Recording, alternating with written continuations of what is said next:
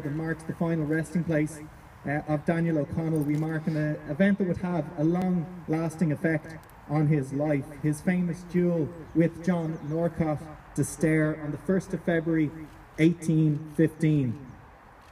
At this time, 200 years ago, O'Connell was at the start of a career that would make him the legendary figure we know today. The origins of the duel itself came from a long simmering tension between O'Connell and the Corporation of Dublin. O'Connell's beliefs and activities had brought him into a collision path with the body. At the end of 1814, the Corporation proposed and voted in favour of an anti-Catholic resolution. In response, Daniel O'Connell made a speech in January 1815 to the Catholic Board, in which he insulted the corporation by referring to them as beggarly. This was not the most hostile or antagonistic of O'Connell's speeches by any stretch, but it was the one that would bring him face to face with John Norcott de Stair.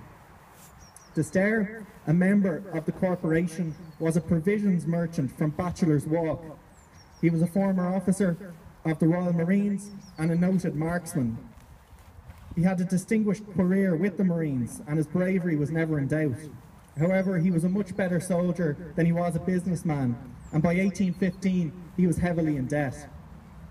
Some believed that de Stair took O'Connell's words in that speech as a direct reference to him and his money issues, although it is probable that it was something more than a coincidence that the one member of the corporation who challenged O'Connell on his words was the skilled military veteran.